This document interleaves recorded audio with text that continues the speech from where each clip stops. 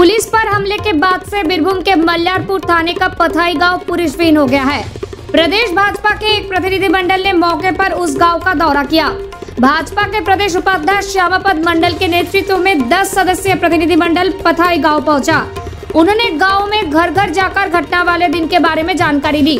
भाजपा प्रतिनिधिमंडल के प्रमुख श्यामापद मंडल ने दावा किया कि पुलिस की अनियोजित भूमिका और विफलता के कारण घटना के दिन ग्रामीणों पर पुलिस द्वारा हमला किया गया था। पुलिस को भी जवाबी कार्रवाई करनी पड़ी। उन्होंने शिकायत की घटना के 15 दिन बाद भी गांव के लोग डरे हुए हैं। पुरुष गांव से बाहर है। कई निर्दोष लोगों को झूठे आरोप में गिरफ्तार कर जेल भेज दिया गया है।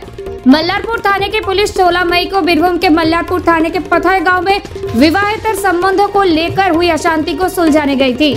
उस समय ग्रामीणों का एक वर्ग पुलिस से भिड़ गया। झड़प में 3 पुलिस पदाधिकारी समेत 8 पुलिसकर्मी घायल हो गए। पुलिस के साथ 8 ग्रामीण भी घायल हो गए। इसके बाद पुलिस ने गांव में छापेमारी शुरू कर दी। पुलिस ने घटना से जुड़े संदेह के आधार पर अब तक 21 लोगों को गिरफ्तार किया है। वे जेल की हिरासत में हैं। आज जब प्रदेश भाजपा का प्रतिनिधिमंडल पथाई गांव पहुंचा तो ग्रामीणों ने उन्हें पुलिस की बर्बरता की जानकारी दी। ग्रामीणों की शिकायत है कि पुलिस ने निर्दोष लोगों के घरों में तोड़फोड़ की और उनके साथ मारपीट की।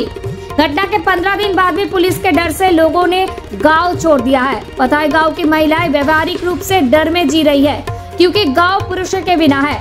बीजेपी का दावा है कि तृणमूल कांग्रेस समर्थक घर पर है, लेकिन पुलिस चुन चुन कर बीजेपी समर्थकों को गांव में घुसने नहीं दे रही है।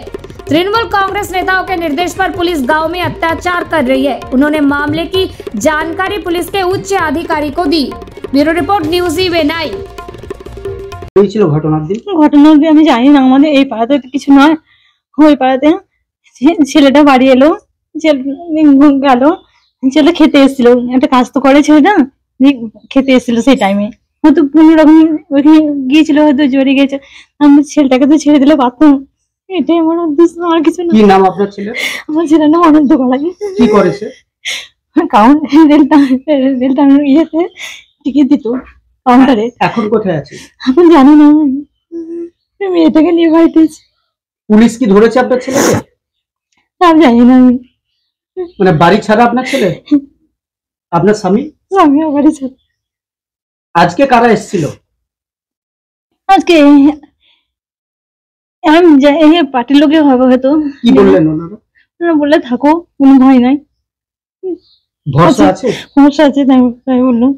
কি চাইছেন আপনি? আমি জানছি আমার ছেলেটাকে কোনো ডাল কাটি দাগ না দিয়ে আমার ছেলেটাকে বাড়ি ফিরে দেখ। আপনার ছেলেকে পুলিশ মারার ঘটনায় ছিল না? আমার ছেলে পুলিশ শিক্ষিত ছিল, আমার ছেলে পুলিশে গায়ে করে দিল, হাত দেবে না। আমি একটু আমার উপরে বিশ্বাস। তাহলে পুলিশ কেন ধরলো?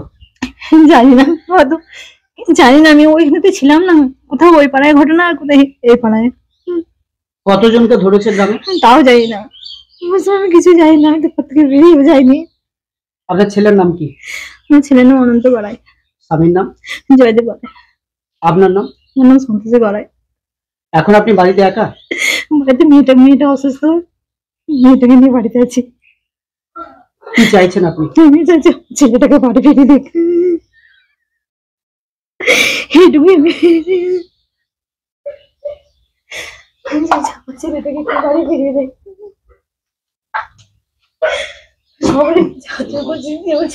বাড়ি ফিরিয়ে দেখ। পাথাই গ্রামে পুলিশের ওপর যে আক্রমণের ঘটনা ঘটেছিল, সেই ঘটনায় আজকে বিজেপির রাজ্য প্রতিনিধি দল এসেছিল। তাদের দাবি যে তৃণমূল যারা করে তারা গ্রামে বসবাস করতে পারছে, অথচ বিজেপির লোকজন বসবাস করতে পারছে না। কি বলবেন? না, এরকম কোনো ঘটনা নয়। পাথাই গ্রামে যে ঘটনা ঘটেছিল, দুটো পরিবারের বিবাদকে কেন্দ্র করে, দুটো পরিবারের বিবাদকে কেন্দ্র করে ঘটনা ঘটে। পুলিশ সেখানে মধ্যস্থতা করতে আসে। সেই মধ্যস্থতার মাঝখান থেকে গ্রামের কিছু মানুষ, সেখানে বিজেপি, তৃণমূল, সিপিএম বলে কিছু নয়, গ্রামের মানুষ পুলিশের উপর, প্রশাসনের উপর অ্যাটাক করে এবং পুলিশ তাদের নিজস্ব সরকারি নিয়ম অনুসারে যারা তাদের ফুটেজে আছে তাদেরকে অ্যারেস্ট করছে। এখানে গোটা গ্রাম ছাড়া এটা সম্পূর্ণ ভিত্তিহীন কথা। কারণ আমি আমার বাজিতপুর জিপি প্রধানকে নিয়ে আমি গ্রামে ঢুকেছিলাম এবং গিয়ে দেখে এসেছি যে যারা ওই লিস্টে নাম আছে বা যারা এই ঘটনার সঙ্গে যুক্ত তারা গ্রাম ছাড়া অবশ্যই, কিন্তু যারা এই ঘটনার সঙ্গে যুক্ত নয় তারা কিন্তু গ্রাম ছাড়া নয়। 21 দিন গ্রেপ্তার হয়ে আছে, তারা কি সবাই দোষী? যারা ফুটেজে আমার এসছে পুলিশের, আমরা ওসির সঙ্গে কথা বলে এসেছি, আমি নিজে গেছিলাম। তাদের বক্তব্য হচ্ছে যারা ফুটেজে যে ফুটেজ পাওয়া গেছে সেই ফুটেজে যাদেরকে দেখা গেছে তারা অ্যারেস্ট হয়েছে এবং এখনো 53 জনের উপর নাম আছে শুনেছি। তারা এখনো পলাতক, তাদেরকে পুলিশ পাচ্ছে না। সেই জন্য গ্রামে এখনো পুলিশ ক্যাম্প এবং প্রশাসনের যাতে শান্তি শৃঙ্খলা বজায় থাকে সেই জন্য গ্রামে প্রশাসনের ক্যাম্প আছে। বিজেপি এরকম অভিযোগ কেন করছে? সম্পূর্ণ ভিত্তিহীন, কারণ এই ঘটনাটা ঘটেছে একটা দুটো পরিবারের গন্ডগোল, একটা পাড়ার ব্যাপার। এখানে বিজেপি তৃণমূল নয়, অ্যারেস্ট হয়েছে তাদের মধ্যে দেখুন, ভালো করে খোঁজে দেখুন, তারা বিজেপির লোকও আছে, সিপিএম লোক আছে, তৃণমূলের লোক আছে। এখানে এটা রাজনৈতিকীকরণ করা হচ্ছে, এটা রাজনীতি নয়, এটা সম্পূর্ণ পারিবারিক ব্যাপার। এটা কি নাম? আমার নাম প্রদীপ কুমার দাস, বীরভূম জেলা পরিষদ সদস্যের স্বামী।